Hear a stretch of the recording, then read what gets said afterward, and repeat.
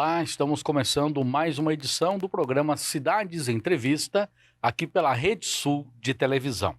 Hoje temos a grata satisfação de receber a deputada estadual pelo PSOL, Luciana Genro.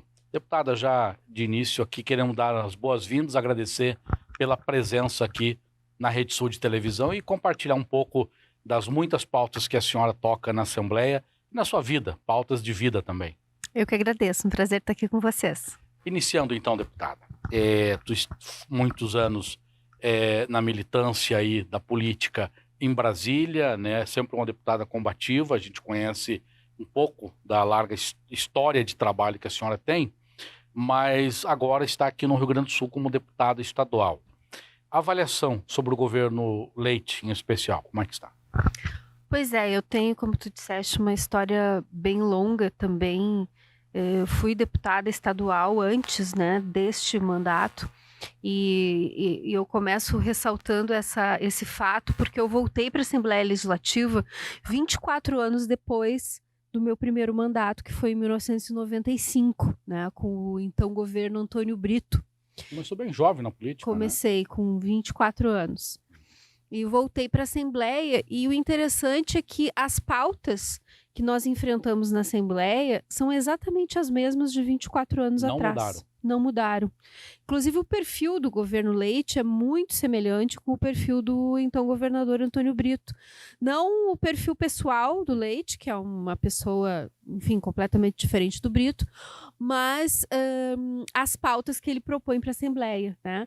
A privatização, nesse caso agora, a privatização da CE e da Corsã, né, que ainda está aí a da Corsã num imbróglio bastante significativo, e o Brito se notabilizou, né, pela privatização da CRT. O governo Eduardo Leite também se traduz num governo de extremo arroxo contra os servidores. Os servidores ficaram 7 anos praticamente sem reajuste, apenas 6% de reposição da inflação, sendo que a inflação chegou a quase 60% nesse período, né? Então, os servidores estão com uma defasagem do salário em relação à inflação de mais de 50%. E, ao mesmo tempo, ainda quer cobrar mais do IP, né, que é um problema porque o servidor não tem mais de onde tirar dinheiro, né? É muito dramática a situação, porque a grande maioria... Deputada, em relação ao IP? Pois é, a grande maioria ganha muito mal, e a situação do IP é ruim também por causa do arroxo, né? Porque como o servidor paga um percentual do seu salário, esse valor também está congelado praticamente há 7 anos. Então, se o governo tivesse dado reajustes, pelo menos uma parte desses quase 60%, compensaria. Se tivesse chegado a 30% o reajuste, já estava resolvido o problema do IP. Tem que subsidiar um pouco também, deputado, não tem que ajudar até de uma forma social, né? Porque é um grande plano de saúde do servidor público, é o IP, né? Sim, o Estado subsidia uma parte, né? Ele contribui na mesma medida que o servidor, mas o que o governo não ressalta na sua propaganda em relação à crise do IP é que o IP também é credor de dívidas do Estado, da Assembleia Legislativa, do Tribunal de Justiça, de vários órgãos públicos que devem dinheiro ao IP e que o governo diz que o IP tem uma dívida com o Estado, tem uma dívida com seus fornecedores, mas não diz que o IP também é credor. Tem que fazer esse encontro de contas, Tem que fazer esse encontro de contas e, claro, há, de fato, um déficit mensal entre a contribuição e o que o IP gasta, porque os insumos dos medicamentos subiram muito, principalmente depois da pandemia. Os médicos estão reclamando também que a remuneração deles também está defasada. Então, haveria que se buscar uma saída que não pode ser tirar mais ainda do servidor, né? Se ele está com 60% de defasagem ou mais de 50% de defasagem no seu salário em relação à inflação, antes de pensar em tirar mais do servidor, é preciso recompor esse salário, né? E isso o governo não quer fazer. Então, a gente está na gestão, então. A gente está num impasse aí bem complicado em relação ao IP. Mas certamente vai se encontrar um caminho, porque é fundamental, e muitos médicos pedindo para sair, né, descredenciar do IP Isso certamente acarreta a perda lá para o cidadão, né, para o servidor que precisa do serviço essencial do IP. Com certeza, e o IP tem mais de 1 milhão de usuários, né? Mais Então, de 1 milhão. tu imagina se essa turma toda que hoje é atendida pelo IP vai para o SUS, que já está sobrecarregado, que já está com cirurgias, né? Fila de para cirurgia demorando anos, consultas difíceis, emergências superlotadas. Então, garantir o funcionamento do IP também é zelar pelo SUS, né? Claro. Porque senão a gente vai sobrecarregar também. Mas eu não estou vendo uma alternativa factível, porque essa proposta do governo de aumentar a alíquota e cobrar dos dependentes, que aparentemente, né, é justa, não é justa numa conjuntura em que o servidor não tem mais de onde tirar para pagar. Ele está endividado, ele está comendo mal, ele está morando mal, ele está deixando de andar de ônibus e andando a pé para economizar.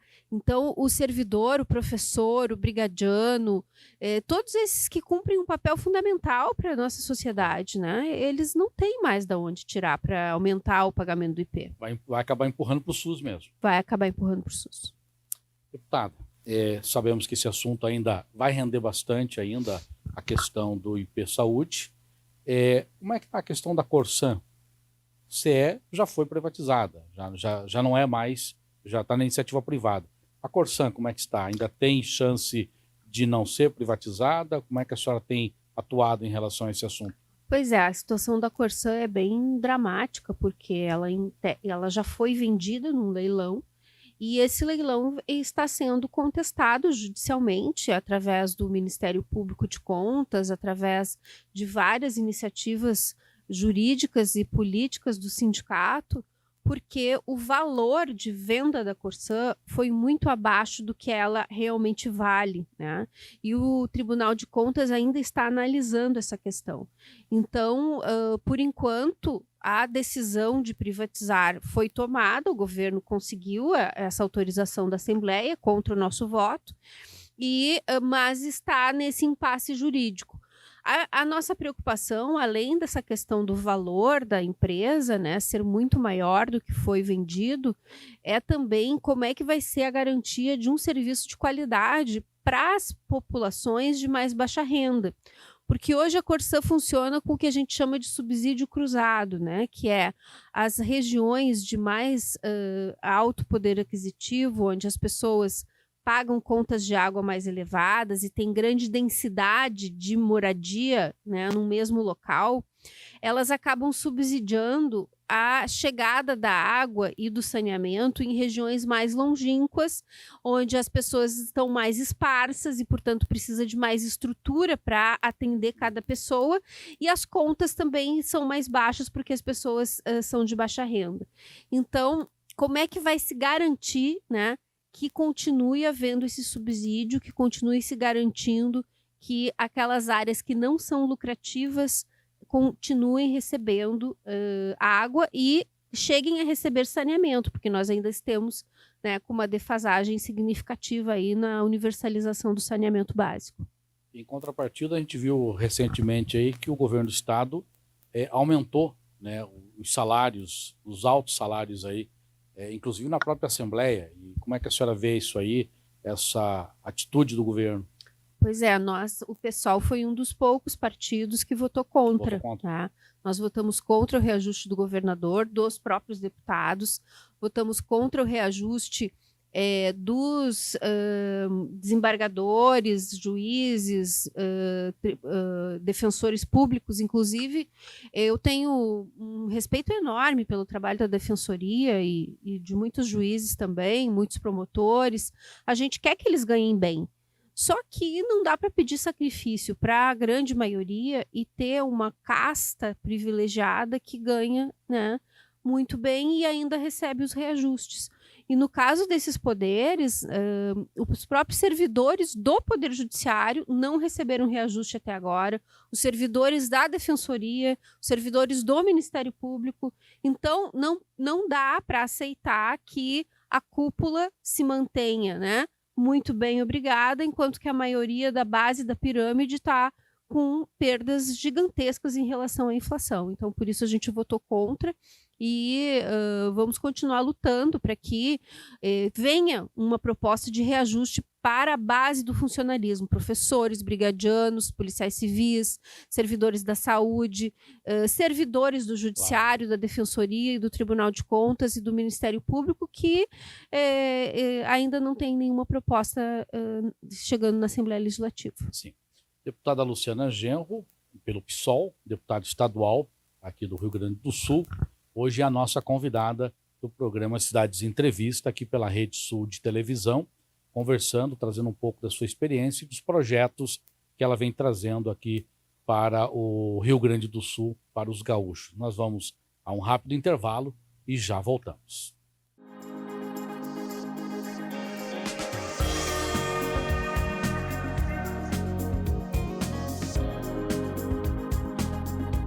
O consumo de podcasts está em plena ascensão e faz parte do plano de marketing de muitas empresas, principalmente por ser uma excelente ferramenta para atingir o seu público-alvo. Além de aumentar a audiência de maneira geral, é uma forma muito eficiente para conseguir o tão sonhado alcance orgânico. Afinal, é a sua marca demonstrando autoridade no mercado e oferecendo conteúdo relevante para um público extremamente qualificado. Mas é claro que esse investimento só vai trazer grandes resultados se for feito de maneira eficiente, com um conteúdo interessante e produzido em alta qualidade. Aqui na Fórmula Digital nós temos toda a estrutura, equipamentos e profissionais especializados em podcasts e podemos te ajudar na produção do teu projeto. Quer saber mais? Manda um direct ou uma mensagem no WhatsApp que a gente está te esperando.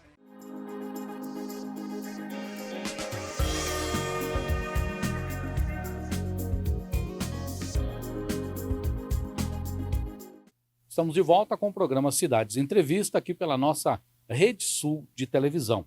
Hoje a nossa convidada é a deputada estadual pelo PSOL, Luciana Genro, vem compartilhar um pouco da sua história e do seu trabalho na frente da Assembleia Legislativa, do mandato que ela desenvolve ali pelo PSOL.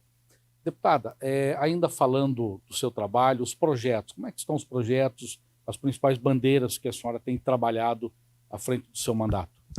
Então, eu tenho muitos projetos, né? Inclusive fui a deputada que mais protocolou projetos nessa legislatura e na legislatura passada.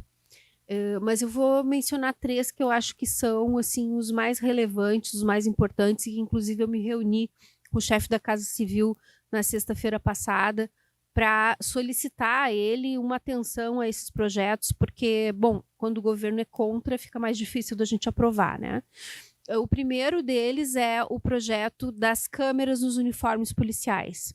Esse é um projeto que veio desde o Pedro Ruas, quando ele era deputado, foi apresentado pela primeira vez, depois na legislatura passada eu reapresentei, aprimorando alguns pontos, e agora reapresentei novamente. Porque a gente já viu casos horrendos, né, de violência policial, como o caso daquele menino de São Gabriel, que foi assassinado, muito provavelmente, né, pela polícia, e jogado seu corpo num lago, né? Esse é um caso de repercussão, né? Um caso de repercussão, mas a gente tem vários, né? Que a gente nem sabe o que acontece. Que nem ficamos sabendo. E tem casos também de injustiças, né? Em que o policial é acusado falsamente. Isso também acontece. Então, a Câmara ela vai proteger o cidadão e vai proteger o policial também, né? Das falsas acusações. Ela vai dirimir dúvidas, né? Em casos mais controversos. Por exemplo, o caso de um jovem que foi morto em Marau, onde o policial diz que confundiu o celular dele com uma arma, né? E acabou matando um jovem engenheiro que não tinha nada a ver com o crime. Esse caso, o policial foi absolvido, né? Não foi sequer processado, e a família, mesmo assim, né, gostaria de entender melhor o que aconteceu, né? E é um caso também onde há elementos de racismo, porque o jovem era negro, né? Então, essas coisas, as câmeras poderiam nos ajudar, em alguns casos, a dirimir dúvidas, em outro até em evitar, né? Porque esse caso de São Gabriel certamente não teria acontecido se os policiais usassem câmeras. Então, essa é uma proposta que o governo do estado já vem implementando, essa colocação de câmeras, só que não tem lei que regulamente, né? Então, pode vir um outro governo e tirar tudo, né? Como pode ser utilizado esses dados de forma criminosa, porque não há regulamentação de como essas imagens armazenadas vão ser usadas. Então, pode que um oficial queira usar imagens para perseguir, né, o praça, e tem muita perseguição dentro da brigada. Eu tenho recebido muita reclamação dos soldados e sargentos em relação à utilização de escala para perseguir, colocar em postos mais sacrificantes, né? Coisas desse tipo. Então, a perseguição existe, por isso a nossa preocupação também em como que esses dados vão ser acessados. Então, por isso a gente precisa de lei, né? Lei para garantir que todos os batalhões tenham câmeras, e não só alguns que o governo escolhe aleatoriamente, e que as imagens sejam tratadas com o devido rigor. A lei já está pronta, então? O projeto está lá na CCJ e já tem parecer favorável. Agora a gente está esperando a votação.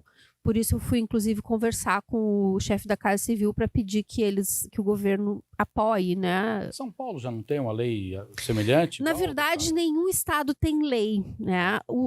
Os comandos, né? Os governos e os comandos das polícias militares estão implementando essa colocação de câmeras.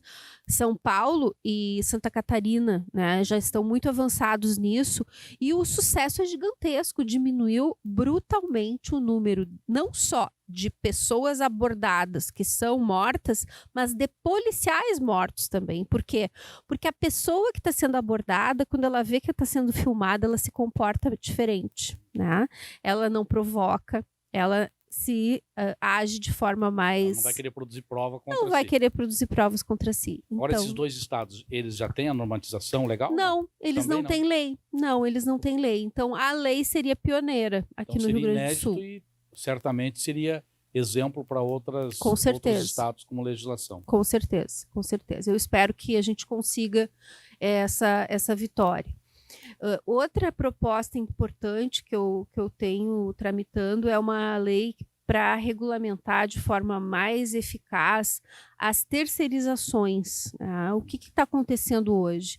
Nós temos muita quantidade de serviços terceirizados, de limpeza, segurança, nas escolas estaduais, por exemplo, as merendeiras, e as empresas que prestam esse serviço, elas têm muita picaretagem nesse meio, né? Não são todas, claro, mas tem muita picaretagem. Então, o que acontece? Não pagam os salários das terceirizadas. Você viu o que está acontecendo agora em Caxias, que no dia que nós estamos gravando hoje, está tendo uma movimentação do pessoal da área da educação em Caxias, em escolas que tem a famosa o gerenciamento compartilhado das escolas entre o município e a iniciativa privada, né? Uma organização social, normalmente.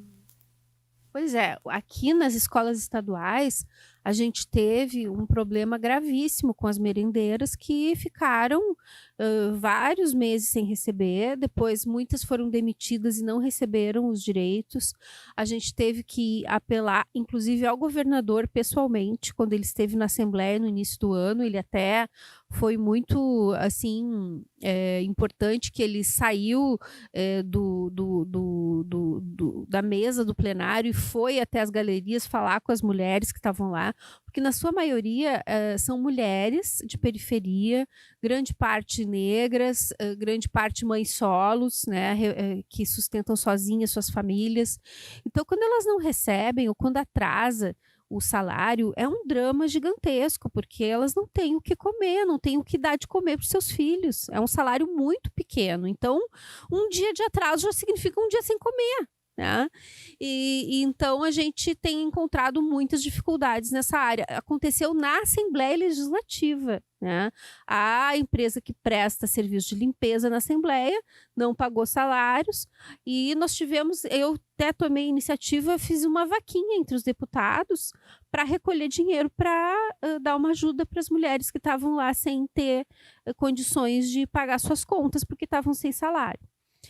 Agora até já regularizou a situação, mas... Então não dá para terceirizar assim indiscriminadamente. Pois é. Primeiro, eu sou, por princípio, contra essas terceirizações, mas isso já é um processo quase que irreversível, né? Então, a gente tem que pensar em como garantir que sejam empresas realmente idôneas e que existam regras claras para garantir que a empresa pague as obrigações trabalhistas, que a empresa mantenha os salários em dia. Tem um filtro melhor, então, para poder fazer Então, a escolha, né? A exato. licitação para escolher. A nossa proposta é justamente essa, que existam garantias na lei que obriguem a empresa a ter recursos próprios de reserva e que ela só receba os repasses do Estado à medida em que ela paga os salários do mês. E que ela tenha uma reserva também feita mensalmente para pagar as verbas rescisórias e as verbas de final de ano, férias, 13º, para ter essa segurança e não acontecer mais esse processo de atraso de salários, que é realmente muito complicado para a maioria das pessoas. E quem mais precisa, que está lá na ponta, né, deputado? Quem mais precisa salários muito baixos. Então não dá para a gente aceitar esse tipo de situação. Não recebeu, a pessoa já sente imediatamente, né, a dor de ficar sem o dinheiro, de poder comprar o alimento básico para a família, né, para os filhos. A pessoa ganha R$ 1.200, né? Ela mal tem para pagar o seu aluguel e comer. Então, se atrasa o salário, ela não tem como sobreviver, não tem nem muitas vezes como ir trabalhar, né? Porque atrasa o vale transporte também, e aí não tem dinheiro nem para pagar o ônibus. Então, essa é uma regulamentação muito importante que a gente precisa fazer. Deputada, mais uma vez, quando o papo é bom, rende, é rápido, já chegou aqui ao final do nosso segundo bloco e nós vamos continuar falando ainda dos projetos, das ações que a senhora desenvolve lá no mandato na Assembleia Legislativa do Rio Grande do Sul. Mais uma vez, um rápido intervalo e a gente já volta aqui no programa Cidades Entrevista, hoje recebendo a deputada pelo PSOL do Rio Grande do Sul, deputada Luciana Genro.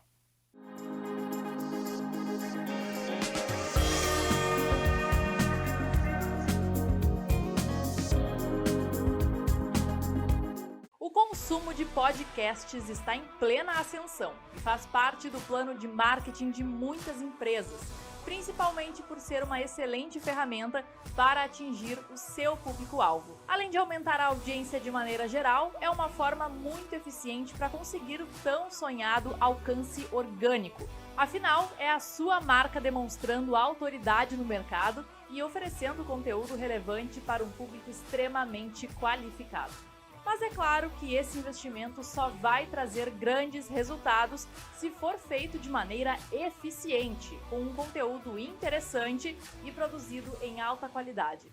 Aqui na Fórmula Digital nós temos toda a estrutura, equipamentos e profissionais especializados em podcasts e podemos te ajudar na produção do teu projeto. Quer saber mais? Manda um direct ou uma mensagem no WhatsApp que a gente está te esperando.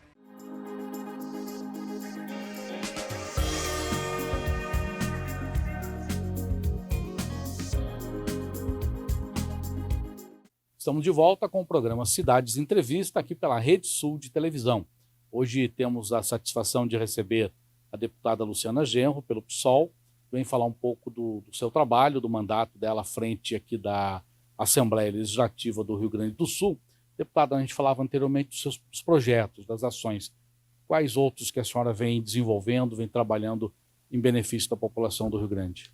Então, eu tive a felicidade de aprovar na legislatura passada um projeto de lei que proibiu os fogos de artifício, né, de estampido, que são fogos que causam extrema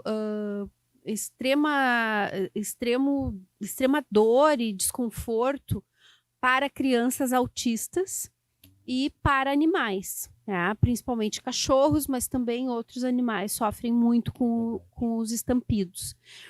Na verdade, esse é um problema que a gente tem que deveria ser sanado a nível nacional, porque a proibição da venda desses fogos só pode ser feita pelo Congresso Nacional.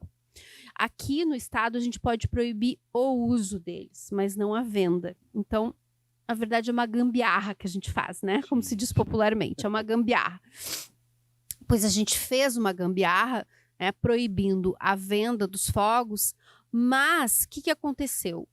O deputado, na época, que era deputado estadual, o Tenente Coronel Zucco, ele colocou uma emenda no projeto, estabelecendo um grau de decibéis que poderia se utilizar esses fogos. Então, isso praticamente inviabilizou a fiscalização, porque não tem como se fiscalizar a altura dos decibéis do fogo, né? Embora a gente saiba que todos esses fogos de estampido estão no patamar acima dos decibéis delimitados pela lei.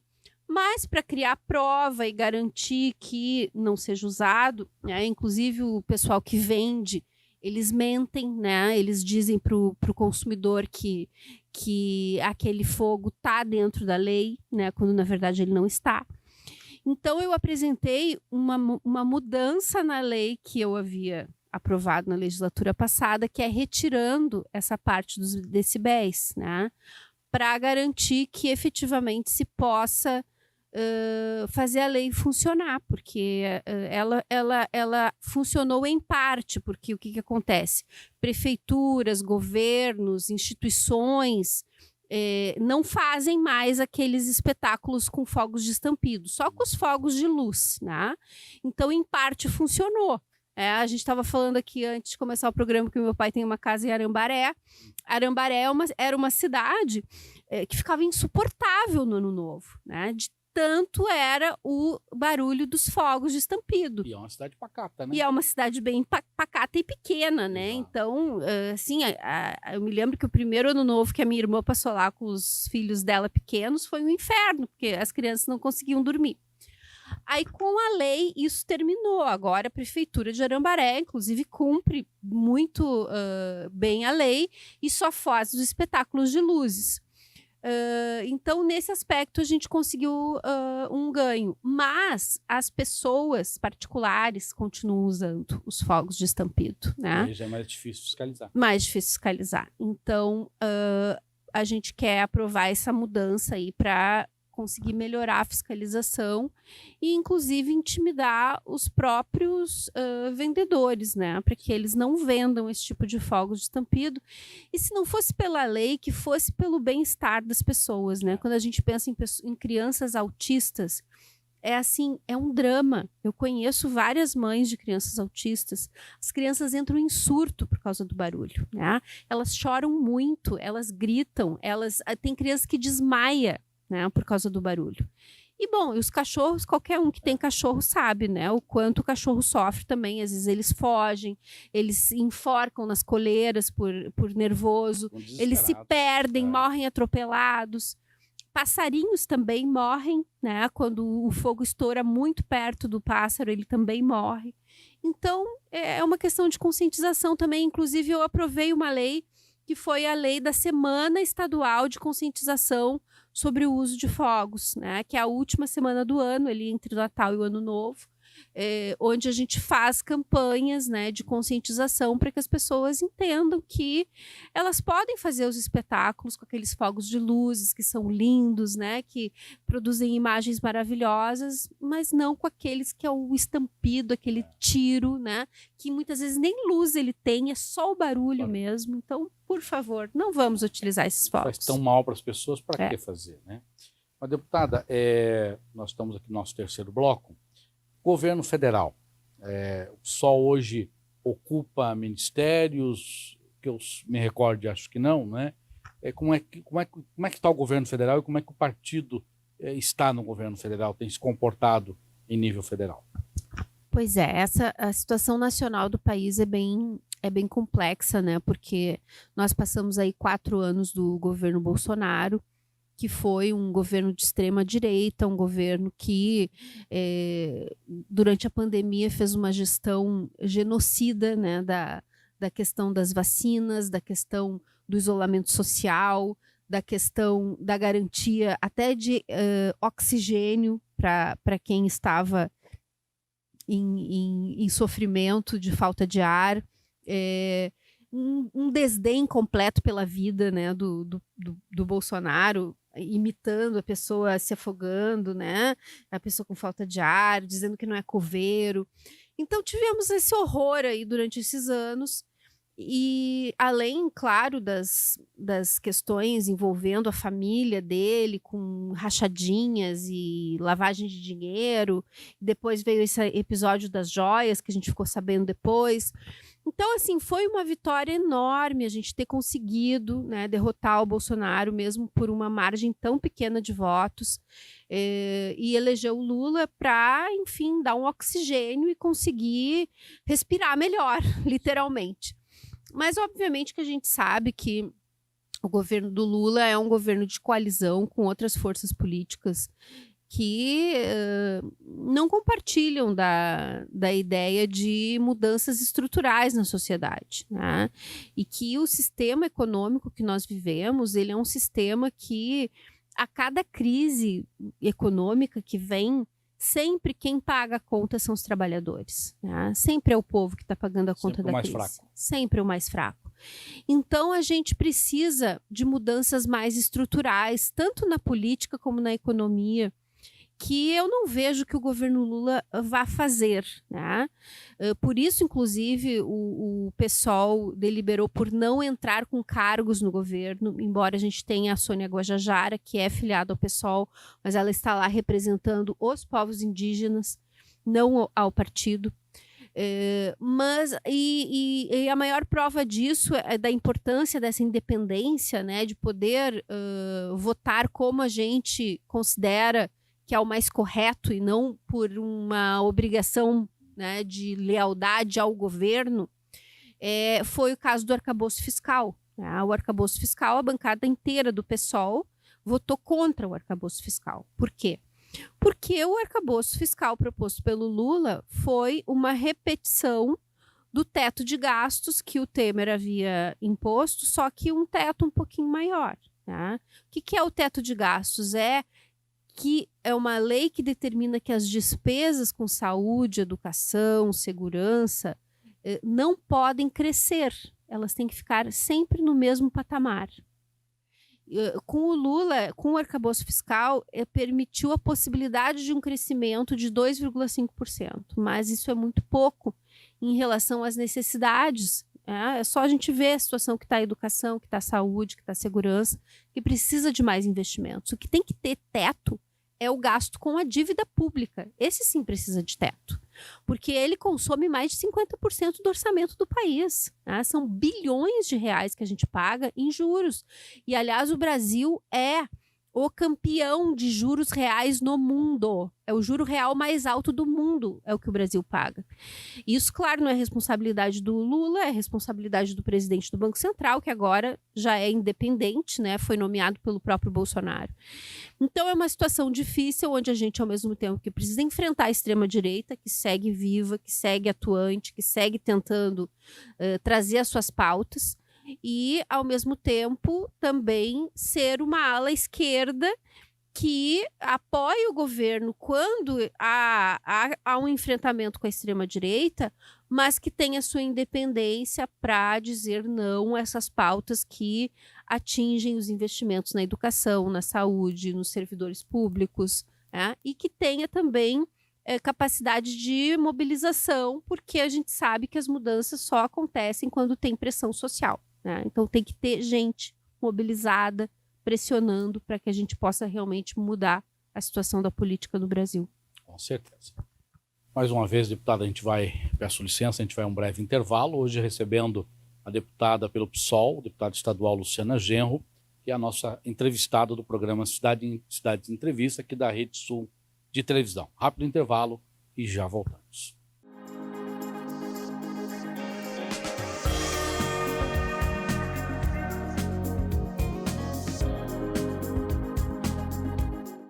consumo de podcasts está em plena ascensão e faz parte do plano de marketing de muitas empresas, principalmente por ser uma excelente ferramenta para atingir o seu público-alvo. Além de aumentar a audiência de maneira geral, é uma forma muito eficiente para conseguir o tão sonhado alcance orgânico. Afinal, é a sua marca demonstrando autoridade no mercado e oferecendo conteúdo relevante para um público extremamente qualificado.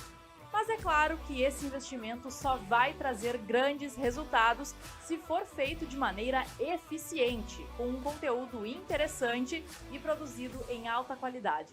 Aqui na Fórmula Digital nós temos toda a estrutura, equipamentos e profissionais especializados em podcasts e podemos te ajudar na produção do teu projeto. Quer saber mais? Manda um direct ou uma mensagem no WhatsApp que a gente está te esperando.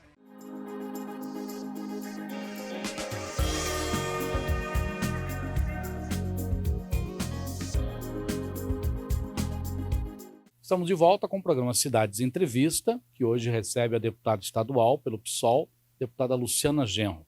Deputado, falávamos no bloco anterior, estamos agora no nosso quarto e último bloco, o programa já se encaminhando para o final, mas falando ainda da conjuntura do governo federal. A senhora falava de toda essa dificuldade, né, do governo com o Congresso e tudo mais, mas hoje a senhora não acha que o Lira tem muita força? O presidente Lula depende muito do Congresso e, por conta disso, talvez dificulte avançar pautas prioritárias que a esquerda como um todo e o governo têm para poder desenvolver para o país? Esse é justamente o maior problema, que não é de agora, né? Que é um problema que vem desde a Constituição de 88, quando a gente retomou o processo de eleições presidenciais, nós vemos isso se repetir.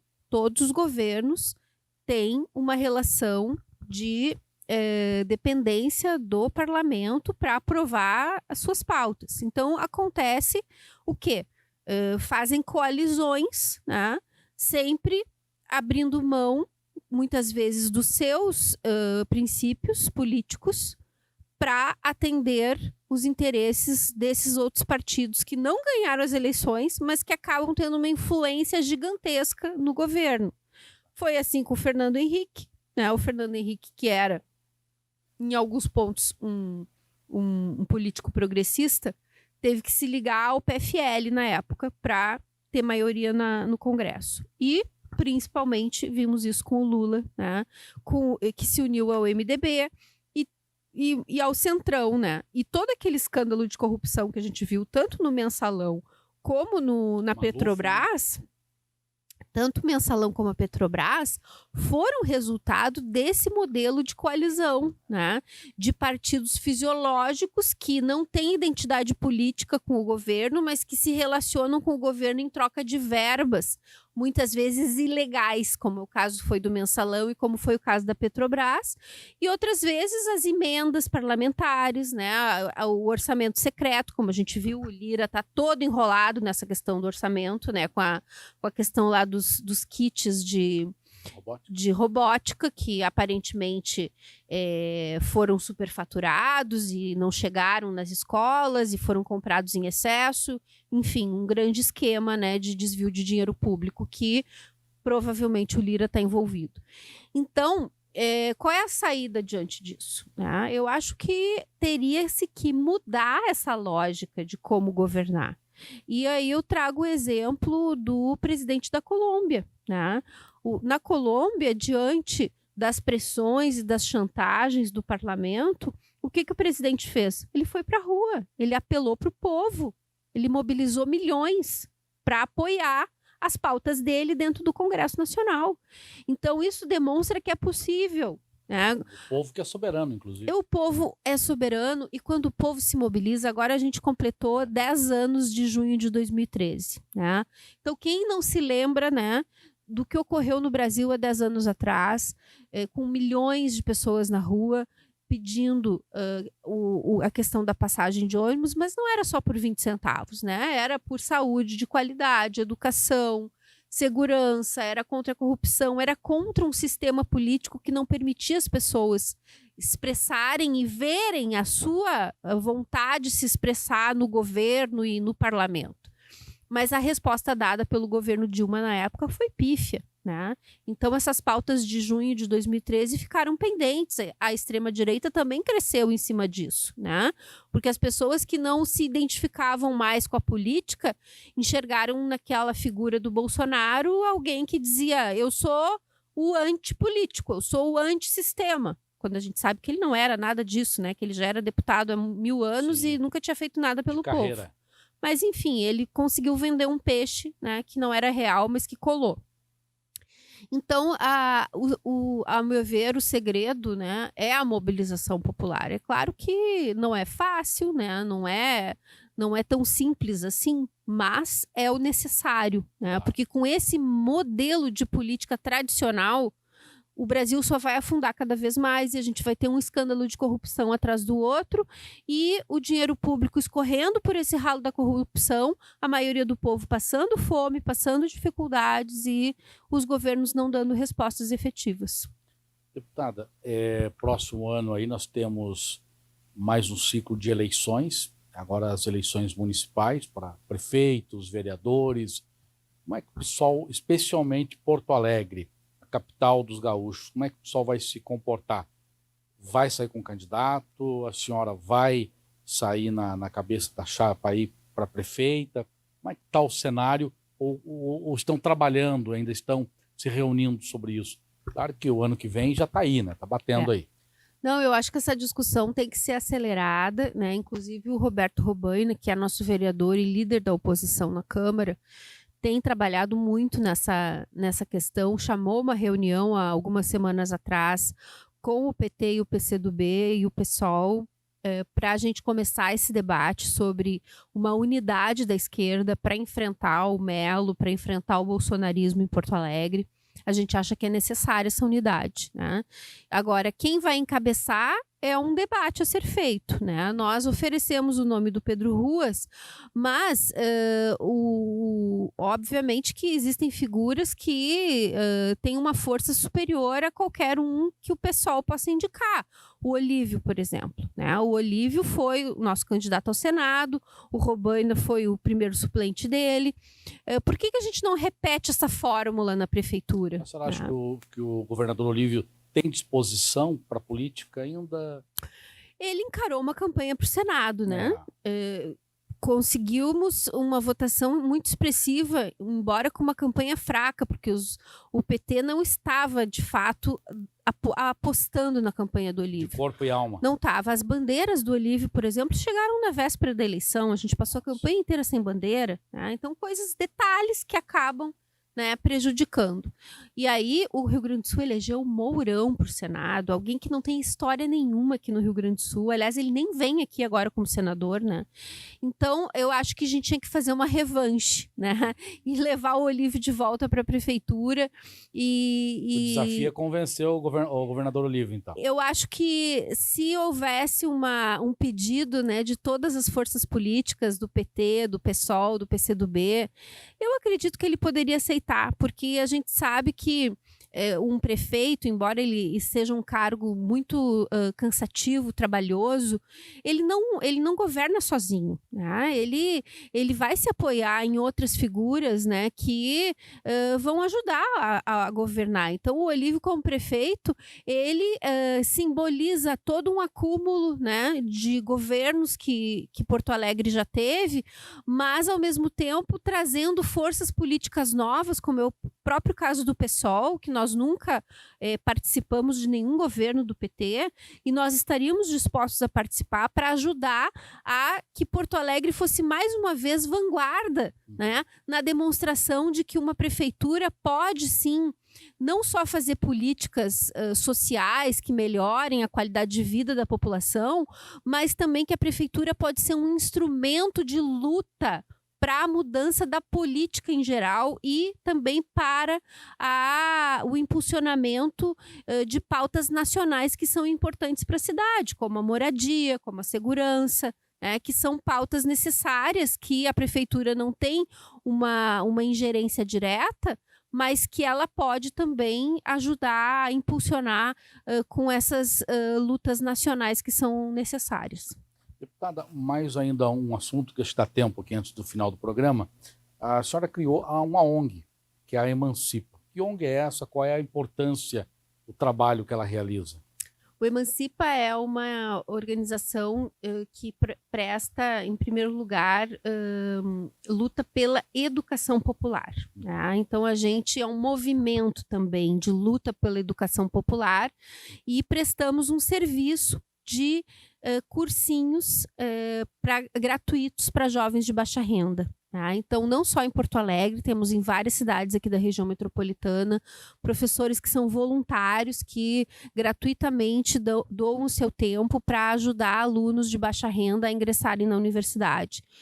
Nós já ajudamos centenas de alunos a ingressar na universidade e criamos também a Emancipa Mulher, que é uma escola de formação feminista e antirracista. E a gente presta esse serviço também de cursos, né? Cursos sobre feminismo, sobre o antirracismo e também assistência jurídica e psicológica para mulheres vítimas da violência. Emancipa Mulher, só botar no Google ali que aparece. E o Emancipa RS, que é o Emancipa do Rio Grande do Sul, que tem o cursinho e, inclusive, em várias cidades aqui da região metropolitana também temos cursinho. Deputada, infelizmente chegamos ao término do nosso programa. Mais uma vez, obrigado pela presença, né? E compartilhar algumas das tantas pautas que a senhora desenvolve à frente do mandato na Assembleia. Hoje, então, nossa convidada foi a deputada estadual pelo PSOL, Luciana Genro, que foi a nosso bate-papo aqui do programa Cidades em Entrevista. Nós ficamos por aqui. Até a próxima edição.